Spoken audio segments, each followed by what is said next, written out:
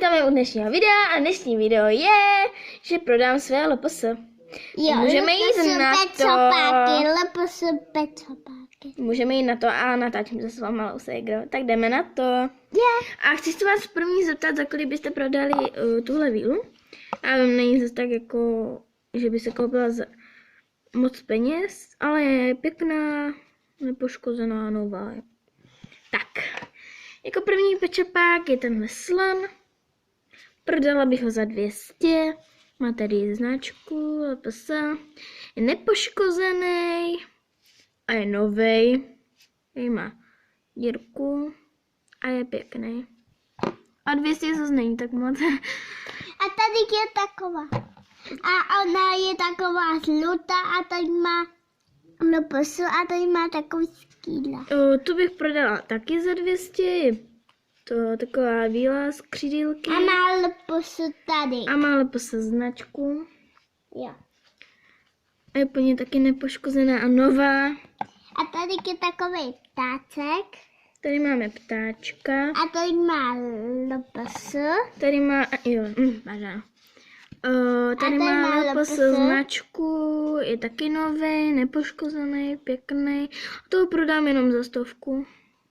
A tady je takový medvídek. Tady je medvídek, pěkný, taky nový. Tady má značku LPS. Jo, značku LPS. Taky nový, takže a je velmi pěkný. Prodala bych ho za 200 až 300. Ale když se o něho bude hlásit moc, tak za 200. Tak, abych nebyla zase tak moc drahá, takže tak. Jako další je taková kočička. A tady má značku LPS. Jo, takže taková kočička, pěkná, fialová. A tady má LPS značku. Fialová a tady má LPS značku. No, tady ségra moja říká, že má LPS značku, je taky nová, nepoškozená, strašně pěkná. A možná bych k ním dodala možná nějaký malé doplňky. A tady je takový pesánek. Jo, a pardon, prodám ji za 200. Je pěkná, je v dobrém stavu, je hezká. A tady je takový pesánek. Tady máme pesánka. A počkejte, tady má LPS značku. Ano, tady má LPS značku a je taky úplně nový a prodám ho taky za 200. Takže tak. Možná si myslíte, že je to moc drahý, ale oni stáli fakt hodně a tady má LPS značku fakt stáli hodně a já se vám je dávám ve slevě. A tady je taková myšička. A taková myšička.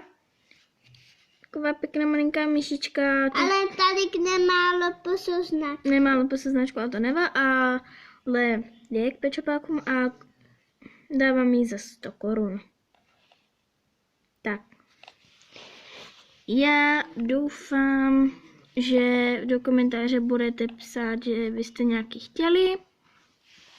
Když tak bychom se pak domluvili. Dolů pak dám svůj Facebook. Jo. Takže tak a napíšu tam, jaký zvířátka tam byly. Jo. Takže dejte like, odběr a budu ráda, když se na tohle video kouknete a pište do komentáře, jestli byste si nějaký koupili.